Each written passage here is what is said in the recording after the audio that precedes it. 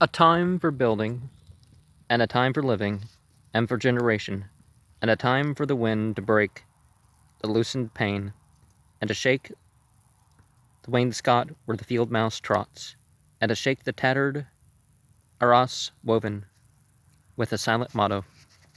Now the light falls across the open field, leaving the deep lane shuttered with branches, dark in the afternoon, where you lean against a bank while a van passes, and the deep lane insists on the direction into the village in the electric heat.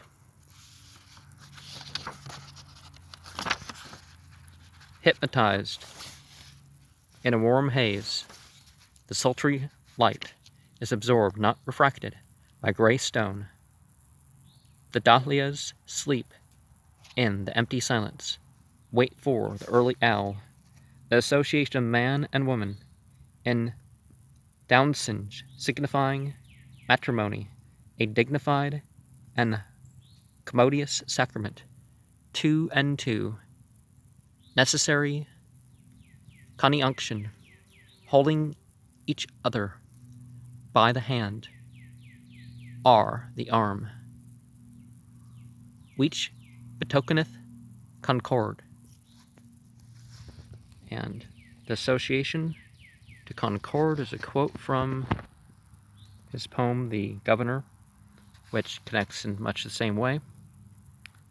But we continue the poem with keeping time, keeping the rhythm in their dancing, as in their living in the living seasons, the time of the seasons and the constellations, the time of milking and the time of harvest, the time of the coupling of man and woman, and that of the beasts, rising and falling, eating and drinking, dung and death.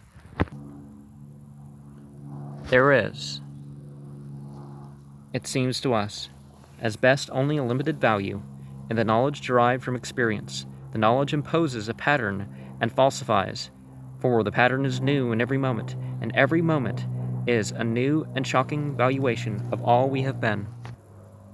We are only undeceived of that which, deceiving, could no longer harm in the middle, not only in the middle of the way, but all the way in a dark wood, in a bramble, on the edge of a grimpen, which is no secure foothold, and menaced by monsters, fancy lights, risking enchantment.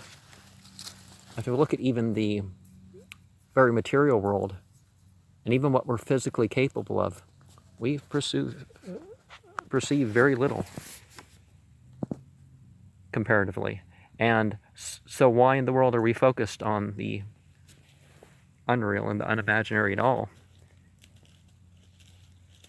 if we know just what we're capable of? Do not let me hear of the wisdom of old men, but rather of their folly, their fear and frenzy, their fear of possession, of belonging to another, or to others, or to God. The only wisdom we can hope to acquire is the wisdom of humility. Humility is endless. The houses are all gone under the sea. The dancers are all gone under the hill. Sort of a chthonic current, right? They all go into the dark, the vacant interstellar spaces, the vacant into the vacant. I said to my soul, be still, and let the dark come upon you, which shall be the darkness of God.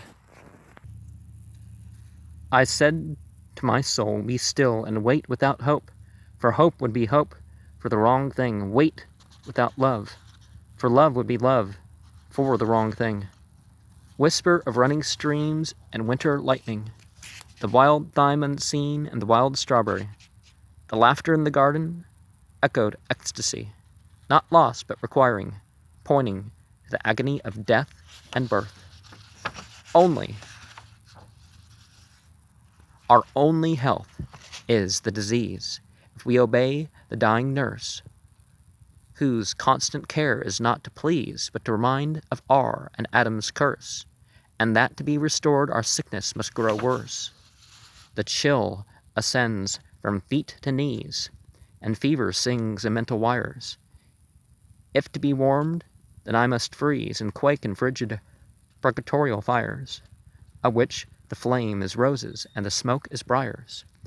And when it comes to the ecstatic highs of the mystic, the cooling analgesia or anesthesia seems to descend, if anything, and the warming seems to rise and make its way up towards the throat, up the body.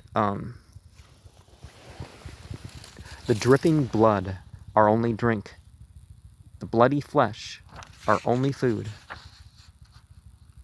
One has only learnt to get the better of words.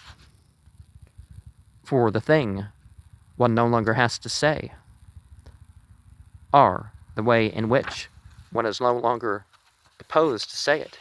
As we grow older, the world becomes stranger, the patterns more complicated, of dead and living, not the intense moment, isolated, with no before or after, but a lifetime burning in every moment.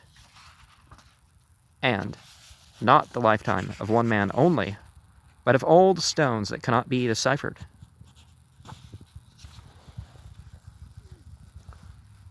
Well, sometimes it's for us to convey the riddle, and someone else understands it. Or if it's clear, perhaps they understand another layer of it, another application, perhaps, on another hand.